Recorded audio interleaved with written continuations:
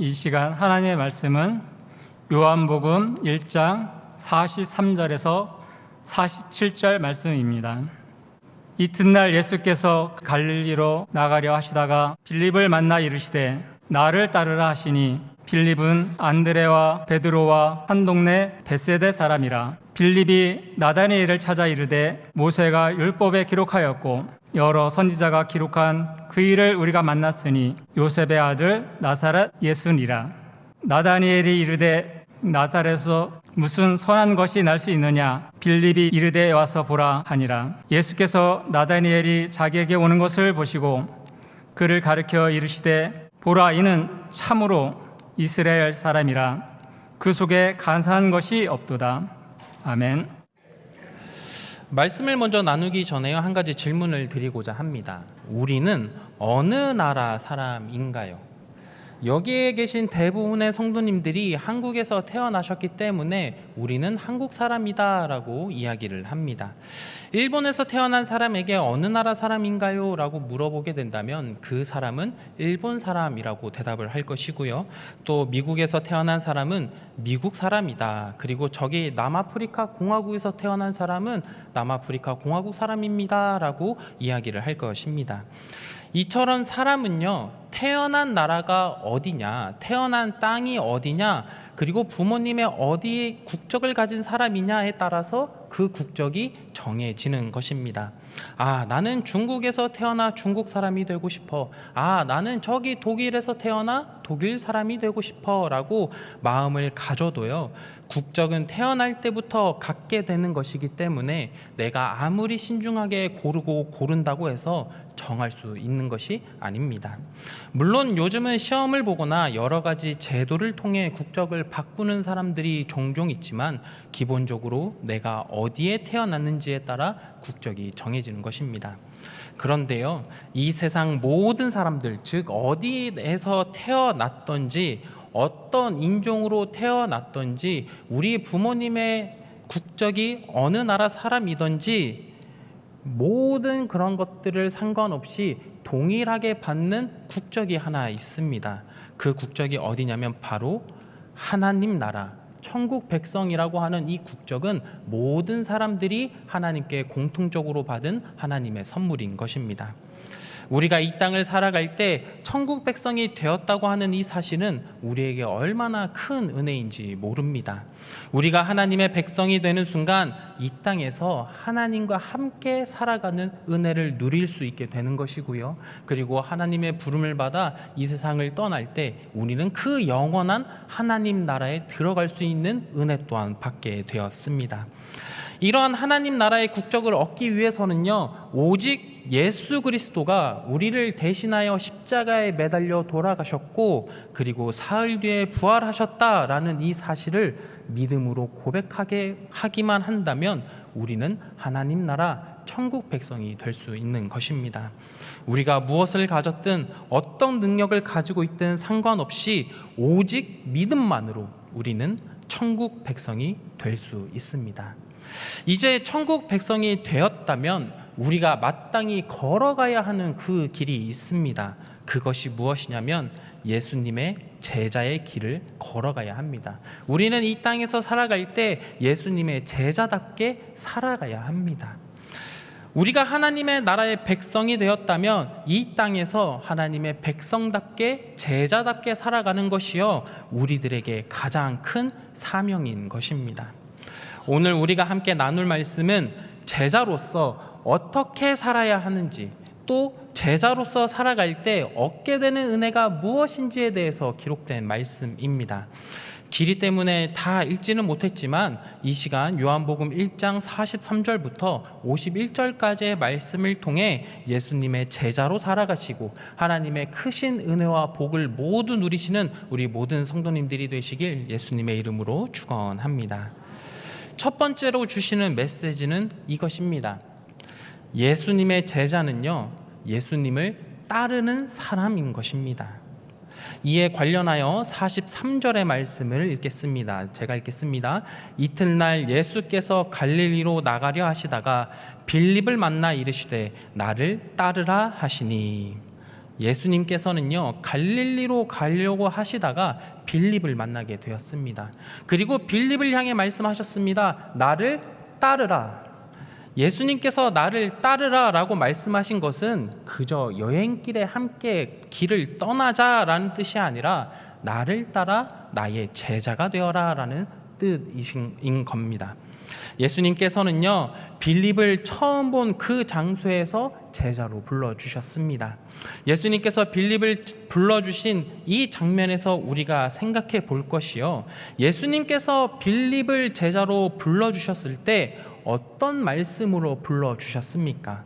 빌립아, 나를 믿어라. 빌립아, 나를 위해 많은 헌신과 봉사를 하거라. 빌립아, 나를 위해 많은 예물을 준비하라. 이런 말씀을 하신 것이 아닙니다. 예수님께서는 빌립을 부르실 때 딱 한마디 하셨습니다. 나를 따르라. 예수님의 이 말씀을 통해 우리가 알 수 있듯이 예수님의 제자는요, 예수님을 따르는 사람인 것입니다. 말씀을 통해 알 수 있듯이 예수님은요, 제자를 부르실 때 나를 따르라 라고 말씀해 주셨습니다. 이것은요, 오늘날 우리에게 동일하게 적용되는 말씀인 것입니다. 나를 따르라. 우리가 예수님의 제자가 되기 위해서는 예수님을 따라가야 합니다. 자, 그렇다면 우리가 예수님을 따라가기 위해서는 우리가 어떻게 해야 할까요? 예수님을 따르는 방법에는요, 두 단계의 모습이 필요합니다. 예수님을 따른다고 하는 것의 첫 번째 단계는 가던 길을 멈추고 다른 길로 가는 것입니다. 사람은요, 아담의 선악과 사건 이후로 우리에게 죄악들이 들어오게 되었습니다. 그렇게 우리가 평소에 가는 그 길은요, 악인들의 꾀를 따르고자 하는 그 길, 그리고 죄인들의 길에 서고자 하는 그 길, 그리고 오만한 자들의 자리에 앉으려고 하는 그 길에 따라가고자 합니다. 그러나 예수님을 따라가는 것은요, 악인들의 길, 죄인들의 길, 오만한 자들의 길에서 멈추는 것입니다. 그리고 나의 몸의 방향을 돌이켜 예수님을 향해 걸어가는 것이 예수님을 따르는 길인 것입니다. 죄악된 길을 가고자 하는 나를 발견하고 멈추는 것, 그리고 그 길을 돌이켜서 나오는 것이 예수님을 따르는 자가 가장 먼저 해야 하는 일인 것입니다. 그리고 예수님을 따르는 두 번째 방법은요, 예수님께서 하신 말씀, 행동을 그대로 따라가는 것입니다. 예수님께서 빌립에게 나를 따르라 라고 하신 것은 제자의 길을 걸으라고 말씀하신 것입니다. 이렇게 제자라는 길을 걷는 것은요, 예수님께서 하신 말씀, 행동을 따라할 때 제자의 길이 시작되는 것입니다. 즉 예수님의 제자는요, 내가 말로만 믿는다고 말하지 않고 행동으로 실천해야 한다는 것입니다. 이것에 대한 말씀이 야고보서 2장 15절에서 17절까지의 말씀에 조금 더 자세하게 기록이 되어져 있는데요, 제가 19절까지의 말씀을 읽고 17절의 말씀을 함께 읽겠습니다. 만일 형제나 자매가 헐벗고 일용할 양식이 없는데 너희 중에 누구든지 그에게 이르되 평안히 가라, 덥게 가라, 배부르게 하라 하며 그 몸에 쓸 것을 주지 아니하면 무슨 유익이 있으리요. 17절의 말씀 함께 읽겠습니다. 시작. 이와 같이 아멘. 우리 주변에 어떤 사람이요, 헐벗고 먹을 것이 없어 고난을 당하는 사람이 있습니다. 이 사람에게 우리가 찾아가서 평안하고 따뜻하고 배부르게 있으세요 라고 이야기를 하면서 그 사람에게 아무것도 주지 않으면 그 사람은요, 어떠한 유익도 얻지 못했다라는 것입니다. 그렇게 말로만 예수님을 따라가는 사람을 향해 17절에서는 이렇게 이야기합니다. 행함이 없는 믿음은 그 자체가 죽은 것이다. 제자의 모습은요, 이렇게 말로만 하는 사람의 모습이 아닙니다. 예수님의 말씀을 아멘으로 화답하고 진짜 그 말씀대로 살아가는 사람, 예수님의 가르침을 따라 행동으로 나타내는 그 사람이 예수님을 따르는 것이고 예수님의 제자인 것입니다. 사랑하는 성도님들, 우리의 삶을 한번 되돌아 봅시다. 함께 예배드리고 있는 나는 말로만 믿음을 고백하는 삶을 살아가고 있습니까? 아니면 예수님의 말씀을 행동으로 나타내는 삶을 살아가고 있습니까? 어떤 삶을 살아가고 계신가요? 우리 성도님들은 예수님의 말씀을 고백하고 그 말씀대로 살아가시는 모든 성도님들이 되시길 소망합니다. 우리가 예수님을 따르는 제자가 될 때, 그 믿음을 행동으로 나타낼 때 하나님께서는요, 그 삶에 주시는 은혜가 있습니다. 우리가 잘 알고 있는 이야기인데요, 인생을 살면서 3명의 여자의 말을 잘 들으면 인생이 평안하다라는 말이 있습니다. 첫 번째는 어머니의 말씀을 잘 들으면 인생에 유익이 있다고 합니다. 그렇습니다. 어릴 때 어머니의 말씀을 잘 들으면 인생이 평안해집니다. 그리고 다 커서는요, 아내의 말을 잘 들으면 인생이 평안해진다고 합니다. 그렇죠. 이 이야기를 말씀드리면 우리 여자 성도님들의 얼굴은 환하게 웃음꽃이 피고 남자 성도님들의 얼굴은 일그러지는데요, 그래도 아내의 말을 잘 들으면 인생이 평안해집니다. 네, 아멘으로 화답해 주셔서 감사합니다. 네, 마지막으로 3번째로 잘 들어야 하는 여자의 말은요, 내비게이션의 말을 잘 들어야 한다라고 이야기를 합니다. 제가 이번 대신방 기간에요, 내비게이션에 나오는 말은 안 듣고 제 마음대로 갔습니다. 그리고 집 앞에 도착해서요, 권사님 계세요 하고 문을 두들겼는데 태어나서 처음 보는 사람이 나오셨습니다. 그래서 알고 보니까요, 권사님 댁 옆에 있는 아파트 단지에 가서 권사님을 찾았던 기억이 있습니다. 이처럼 내비게이션의 말을 무시하면 인생이 피곤해집니다. 그래서 내비게이션의 말을 잘 들어줘야 이 인생이 평안해진다라고 하는 이 말이요, 고대로부터 전해지는 유머입니다. 길치인 사람에게요, 이 내비게이션이라고 하는 게 얼마나 감사한 건지 모릅니다. 요즘은 핸드폰에도 내비게이션이 되기 때문에 처음 가는 길을 가게 되더라도 내비게이션만 키면 그 길을 잘 찾아갈 수 있습니다. 이처럼 예수님을 따르는 자들에게는요, 예수님이 우리의 인생의 내비게이션이 되어 주십니다. 우리가 어떤 행동을 해야 하는지, 어떠한 길로 가야 하는지와 같은 갈림길 앞에서 우리를 인도하여 주십니다. 그리고 더 나아가 목자가 책임지고 자신의 양을 보호하고 인도하는 것처럼 예수님이 우리의 인생 가운데 목자 되시며 인도자가 되어 주시는 것입니다. 그리고 예수님이 우리의 삶을 보호하시고 책임져 주십니다. 그렇습니다. 예수님께서 따르라고 하는 이 말씀에 순종하여 우리가 그 제자의 길을 걷기 시작한다면 예수님께서는 우리가 가는 길을 안전한 곳으로 인도해 주시며 우리의 인생 또한 책임져 주십니다. 이 말씀을 신뢰하시길 소망합니다. 우리가 예수님의 제자가 된다면 우리가 갈등을 겪고 고난을 겪고 어려움 안에서 신음하고 있을 때 예수님께서는 우리 앞에서 싸워주시고 친히 우리 인생의 가이드가 되어 주십니다. 그리고 우리를 안전한 길, 평안의 길로 인도하여 주십니다. 사랑하는 성도님들, 예수님을 따라가는 삶을 살아가시길 소망합니다. 우리가 예수님을 따라가는 그 제자의 길을 걸어간다면 예수님께서는요, 제자들의 인생을 인도하시고 귀히 사용하여 주신 것처럼 우리들의 인생 또한 인도하여 주시고 귀히 사용하여 주실 줄로 믿습니다. 오늘 말씀을 통해 주시는 2번째 메시지입니다. 예수님의 제자는 예수님을 전해야 하는 사람입니다. 오늘 이 2번째 제목을 함께 읽어보도록 하겠습니다. 예수님의 제자는 예수님을 전해야 합니다.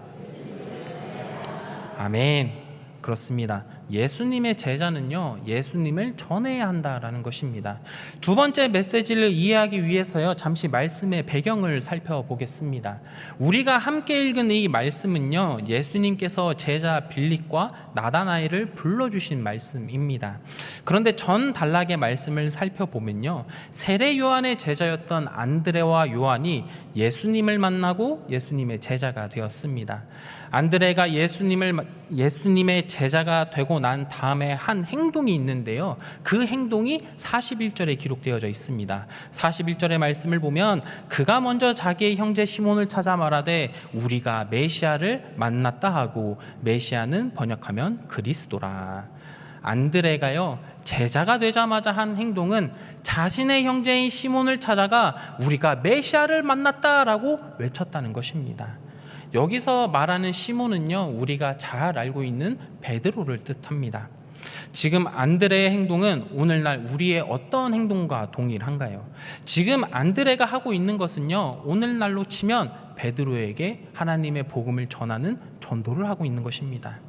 여기서 하나 살펴볼 것이요, 요한복음 1장의 말씀을 살펴보면 그 누구도 안드레에게 이렇게 말하지 않았습니다. 안드레야, 너가 예수님의 제자가 되었으니 복음을 전해야 하지 않겠냐? 안드레야, 너의 형제를 찾아가 그리스도이신 예수를 전해야 한다라고 시킨 사람이 한 사람도 없었습니다. 그런데 안드레는요, 그저 제자가 되었을 때 바로 한 행동이 예수님을 전한 일이었습니다. 이러한 모습은 안드레에게만 나타나지 않습니다. 오늘의 말씀인 요한복음 1장 43절의 말씀을 보면요, 이틀날 예수께서 갈릴리로 나가려 하시다가 빌립을 만나 이르시되 나를 따르라 하시니, 예수님께서 빌립을 제자로 불러주시고 제자가 된 빌립의 이야기가 그 이후에 진행이 되는데요, 45절에 보면 빌립이 제자가 되고 난 후에 바로 했던 행동이 나타나고 있습니다. 45절의 말씀을 함께 읽겠습니다. 시작.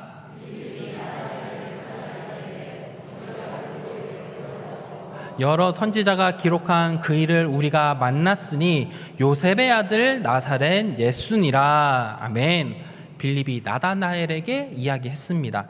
나다나엘아, 모세와 여러 선지자가 기록한 메시아를 우리가 만났는데 그 사람이 요셉의 아들 나사렛 예수다. 이렇게 빌립이 나다나엘에게 예수님을 전했습니다. 다시 정리하면 예수님의 제자가 된 안드레와 빌립 모두 가장 먼저 한 행동이 무엇인가요? 바로 예수님을 전한 일이 가장 먼저 한 행동이었습니다. 자신 주변 사람들에게 예수님이라고 하는 불변의 진리를 전한 것입니다. 성경에 나온 제자들의 모습을 보면 그들이 제자가 되고 24시간이 되지 않아 또 다른 사람을 제자의 길로 인도한 것입니다. 자신이 만난 예수님의 감격되어 다른 사람에게도 그 생명을 전해준 것입니다. 사랑하는 성도님들, 우리 또한 예수님의 제자가 되었다면 가장 먼저 해야 하는 것이요, 예수님을 모르는 자들에게 그 복음을 전해주어야 합니다. 그 생명을 전해주어야 합니다. 물론 예수님을 믿지 않는 사람들, 예수님을 배척하는 사람들에게 예수님을 전한다는 것이요, 무척이나 어렵습니다. 요즘 사람들에게 예수님을 전하면 불편한 기색을 띠고 냉담한 태도를 마주하기도 합니다. 요즘 세상의 분위기로 인해 내가 예수님의 제자임에도 불구하고 나도 모르는 사이에 예수님을 전하기를 꺼려하고 두려워합니다. 그리고 이런 분위기로 인해 하나님 전하기를 끝끝내 포기합니다. 그런데 오늘 말씀을 보면 나다나엘의 반응 또한 오늘날 사람들과 별로 다를 것이 없었습니다. 46절의 말씀 제가 읽겠습니다. 나다나엘이 이르되 나사렛에서 무슨 선한 것이 날 수 있느냐? 빌립이 이르되 와서 보라 하니라. 빌립이요, 나다나엘에게 예수님을 전했을 때 나다나엘이 46절과 같이 반응했습니다. 빌립아, 고작 그 나사렛이라고 하는 작은 동네에서 무슨 선한 것이 나겠느냐? 우리가 빌립이 되었다고 상상해 보겠습니다. 예수님을 만나 기쁨이 넘치게 되었습니다. 그리고 자신에게 가까운 친구에게 예수님을 전했는데 그 친구가 야, 그 촌동네 사람에게서 뭐가 있다고 그렇게 호들갑이야? 라고 이야기를 듣게 된다면 그 모습이 얼마나 민망하겠습니까? 제가 빌립이었다면 얼굴이 화끈거리고 민망함에 어찌할 바를 몰랐을 것 같습니다. 그런데 빌립은요, 나다나엘의 차가운 반응을 보았지만 그럼에도 불구하고 이야기합니다. 와서 보라, 너가 예수님을 봐라. 결국 빌립의 말에 이끌려 나다나엘은 예수님을 만나게 되었고 예수님의 제자가 되었습니다. 나다나엘은요, 많은 성경의 주석가들이 이야기하듯 예수님의 제자였던 바돌로메로 추측하고 있습니다. 그렇습니다. 빌립의 전도를 통해 예수님을 부정했던 나다나엘이요, 빌립의 전도를 통해 결국엔 예수님을 만나게 되었고 더 나아가 예수님의 제자까지 된 것입니다. 사랑하는 성도님들, 우리가 예수님의 제자로 살아가기를 원하신다면 빌립과 안드레와 같이 예수님을 전하는 삶을 살아가시길 소망합니다. 아까도 말씀드렸지만 요즘 세상에는요, 예수님을 전하는 것이 참으로 어렵습니다. 사람들이 정색을 하기도 하고 불편해하는 그 모습 때문에 용기가 생기지 않습니다. 심지어 어린아이들에게도요, 요즘 과자를 주면 안 받고 무시해버리고 가기도 합니다. 그러나 그럼에도 불구하고 우리가 예수님을 전하는 제자의 삶을 살아가게 된다면 하나님께서는요, 우리를 통해서 일하십니다. 비록 우리의 힘은 연약할지라도 하나님께서 나와 함께 하십니다. 우리가 하나님의 일을 행할 때 하나님께서는요, 그 일을 감당할 수 있도록 힘과 능력을 더하여 주십니다. 사랑하는 성도님들, 우리가 예수님의 제자가 되기를 소망하신다면 내 뒤에 함께 하시는 하나님을 믿고 예수님을 전하시는 모든 성도님들이 되시길 소망합니다. 우리가 이러한 믿음을 갖고 나아간다면 하나님께서는요, 나다나엘을 변화시켜서 제자로 만들어주신 것처럼 우리 주변에 예수님을 적대하고 비난하던 자들이 예수님께로 돌아오는 놀라운 기적이 일어날 줄로 믿습니다. 제자들의 이러한 모습을 기억하셔서 많은 생명을 건져내시는 참된 예수님의 제자가 되시는 모든 성도님 되시길 또한 예수님의 이름으로 축원합니다. 마지막으로 하나님께서 주시는 메시지입니다. 마지막 메시지는요, 예수님의 제자는 편견을 버리는 사람이라는 것입니다. 저를 따라 함께 읽어주시면 감사하겠습니다. 예수님의 제자는 편견을 버려야 합니다. 그렇습니다. 예수님의 제자는요, 우리 안에 있는 편견을 버리는 사람입니다. 저의 부모님이 시골에서 목회를 하셨기 때문에 종종 신방 가실 때 저를 데리고 가셨던 적이 많습니다. 이제 권사님 댁에 가서 예배를 드리고 나면요, 권사님들과 함께 식사를 하는데 권사님 한 분이 접시에 조그만한 튀김을 내어주셨습니다. 그래서 이게 뭔가 하고 쳐다보니까요, 우리 권사님이 메뚜기를 잡아다가 메뚜기 모습 그대로 튀겨서 반찬으로 내어주셨습니다. 제가 시골 출신이다 보니 주변 사람들이요, 벌레만 나오면 잡아달라고 하는데 시골 사람들도 벌레 무서워하고 징그러워합니다. 저도 벌레를 싫어하는데요, 그런데 권사님께서 메뚜기를 튀겨서 반찬으로 주시니 굉장히 당황했던 기억이 있습니다. 그런데 이 권사님께서요, 얼마나 저를 사랑하셨던지 제가 밥 한 수를 떠는데 그 위에 이거 먹으면 튼튼해진다 하면서 메뚜기를 한 마리 올려주셨습니다. 하필이면 이 메뚜기에요, 뒷다리가 잘 붙어 있었고 머리가 잘 보존되어 있었습니다. 그래서 이 메뚜기를 보는 순간 등에 땀이 한가득 나면서 어찌할 바를 모르고 있는데요, 그 권사님의 표정이 너무나 인자하셔서 차마 어쩔 수 없이 저는 그 메뚜기를 먹게 되었습니다. 이제 두 눈 딱 감고 먹었는데요, 그런데 메뚜기 드셔보신 분 계신가요? 이 메뚜기가요, 진짜 맛있습니다. 바삭거리면서 고소한데요, 이 메뚜기가 정말 맛있게 먹게 되었습니다. 제가 이 메뚜기의 겉모습을 보면서요, 이건 징그럽게 생겼으니까 역한 맛이 날 것이다 라는 선입견을 가지고 있었습니다. 그러나 막상 메뚜기를 먹어본 후에는요, 권사님 댁에 갈 때마다 권사님 메뚜기 잡으셨어요? 라고 묻게 되었습니다. 제가 이 말씀을 드리는 이유는요, 우리가 어떠한 선입견과 편견이 우리에게 고정이 된다면 우리의 행동에 브레이크를 걸게 됩니다. 선입견에 사로잡혀 버리면 그 안에 진정한 가치를 제대로 알지 못하게 만들어 버립니다. 다시 말씀으로 돌아가 나다나엘의 모습을 보면요, 빌립이 나다나엘에게 예수님을 전했을 때 그는 이렇게 대답합니다. 나다나엘이 이르되 나사렛에서 무슨 선한 것이 날 수 있느냐. 이 당시 이스라엘에서 제일 발달되고 큰 도시는 예루살렘이었습니다.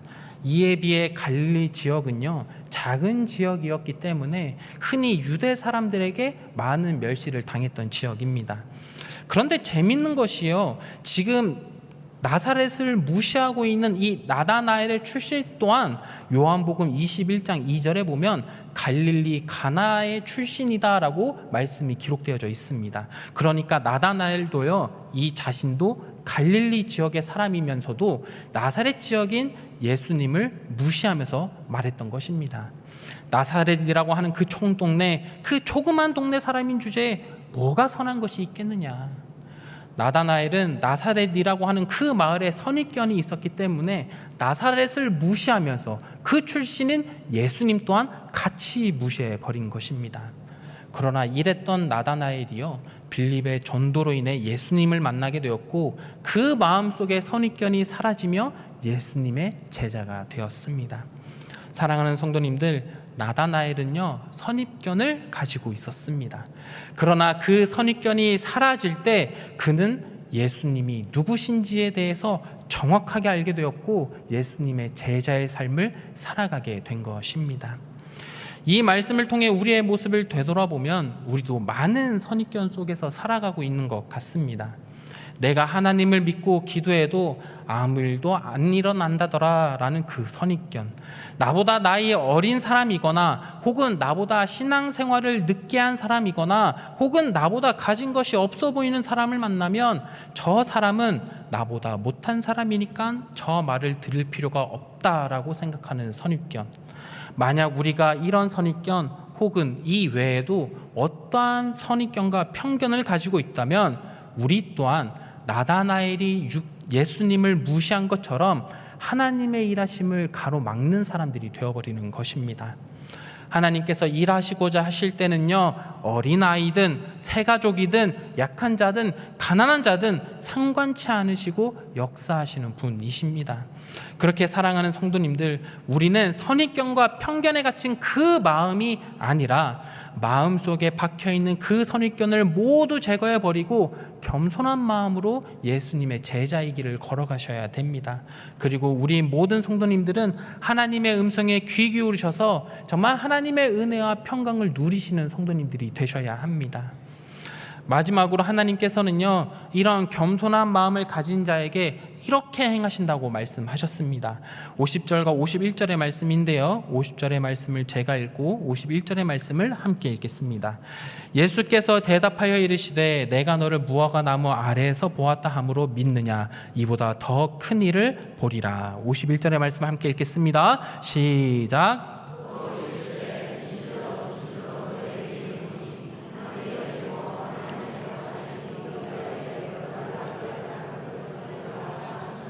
아멘. 나다나엘 그 마음의 선입견이 사라지고 예수님의 제자가 되었을 때 예수님께서는 나다나엘에게 이렇게 말씀해 주셨습니다. 겸손한 마음으로 예수님의 제자가 된 자는 영적인 더 큰 일을 보게 될 것인데 하늘이 열리고 하나님의 사자들이 인자 위에서 오르락 내리락 하는 것을 보게 될 것이다 라고 말씀해 주신 것입니다. 그렇습니다. 우리 마음의 선입견을 제거하고 하나님의 일하심을 전적으로 신뢰하는 제자들에게는요, 하나님께서 영적으로 더 큰 일을 경험케 하시고 야곱의 사닥다리의 환상을 본 것처럼 그러한 은혜를 우리에게 동일하게 주신다라고 약속해 주신 말씀인 것입니다. 사랑하는 성도님들, 우리 안에 있는 어떠한 형태의 선입견이든 편견이든 모두 물리치셔야 합니다. 우리가 이러한 선입견을 모두 제거했을 때 비로소 우리는 겸손한 제자가 되는 것이고 하나님께서 우리 인생 가운데 크고 놀라운 일을 행하실 줄로 믿습니다. 우리 성도님들은 겸손한 제자가 되셔서 하나님께서 우리 인생 가운데 역사하시는 모든 일들을 체험케 되시고 간증케 되시는 모든 성도님들이 되시길 예수님의 이름으로 축원합니다. 이제 말씀을 마무리하고자 합니다. 오늘의 말씀을 통해 예수님의 제자는 이렇게 해야 한다라는 것을 말씀해 주셨습니다. 첫 번째로 예수님의 제자는 예수님을 따르는 사람입니다. 예수님의 제자가 되어 예수님을 따를 때 예수님께서는요, 우리의 인생을 책임져 주시고 안전한 길로 인도해 주시는 분입니다. 두 번째로 예수님의 제자는 예수님을 전해야 합니다. 나다나엘이 예수님을 무시했지만 빌립은 꿋꿋이 예수님을 전했고 그로 인해 나다나엘도 예수님의 제자가 되는 큰 은혜를 누리게 되었습니다. 우리 또한 예수님을 전하기 어려운 시대이지만 예수님을 전하게 될 때 하나님께서는요, 그 한 영혼을 건져내 줄 수 있는 힘을 우리에게 더하여 주시는 분이신 것입니다. 마지막으로 예수님의 제자는 편견을 버려야 합니다. 우리 안에 있는 선입견과 편견을 버릴 때 예수님께서 크고 놀라운 일들을 우리 인생 가운데 보여주시겠다라고 약속해 주셨습니다. 오늘의 말씀과 같이 예수님의 제자가 되어 예수님을 따르고 예수님을 전하고 마음속에 있는 모든 편견을 제거하셔서 늘 하나님께 칭찬받고 능력의 자리로 나아가시는 모든 성도님들이 되시길 예수님의 이름으로 축원합니다. 기도하겠습니다.